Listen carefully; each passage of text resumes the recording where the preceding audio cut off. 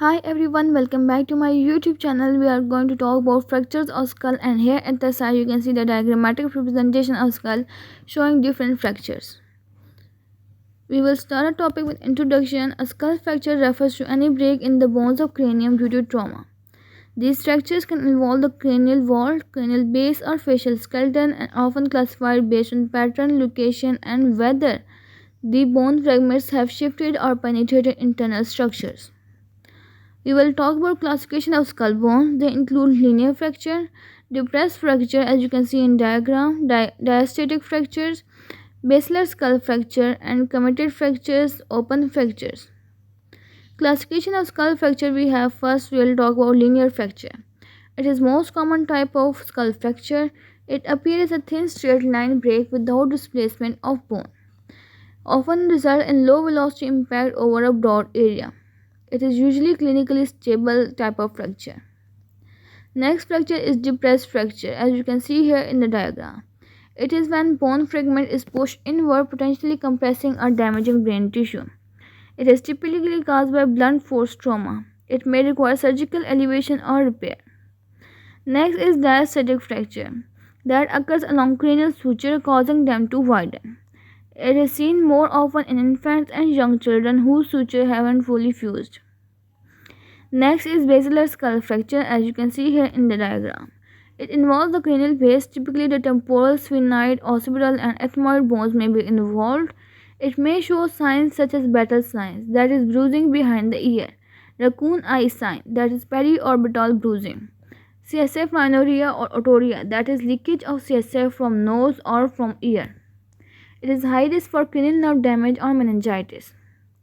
Next type is open fracture or compound fracture. It is fracture when the scalp is lacerated, exposing the bone and possibly dura mater. It has a high risk of infection and intracranial complication. Now let's talk about common sites of facial fracture. Skull fracture.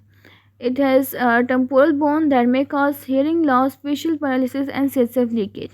In this list we have is frontal bone that is often associated with sinus involvement and anterior cranial fossa injury. In this list we have occipital bone that can be associated with cervical spine injury and sphenoid and ethmoid bone that involvement may affect cranial nerves and sinuses.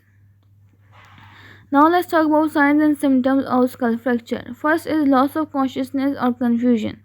Second is bleeding from nose, ears or scalp wound. Third is visible deformity or depression may be there. Fourth, CSF leakage from ears or nose that is suggestive of base of skull fracture. Next is neurological deficits that may be facial nerve palsy, visual loss and hearing problems. Now let's talk about diagnostic tools that are used for the skull fractures diagnosis. First is CT scan, that is gold standard for identifying bone fracture and associated brain injury. Next is we can also use X-rays that have limited use but may show linear fractures. Next we can also use MRI that is most useful for soft tissue or vascular complication, not typically for initial fracture detection. Now let's talk about treatment of this skull fractures. First we will go for conservative treatment that is mostly for the linear fracture without complication. Next is surgical intervention that is for the depressed fracture, CSF leaked or to evacuate hematoma. Next, we can also give antibiotics that may be given for open fracture or those with risk of meningitis. Next is close monitoring for neurological changes, infection or intracranial pressure rises. Now let's talk about complications that can happen with the skull fracture. They are epidural or subdural hematoma can happen. Brain contusion or laceration is the second complication. Third, meningitis can happen. Fourth, post-traumatic epilepsy can happen.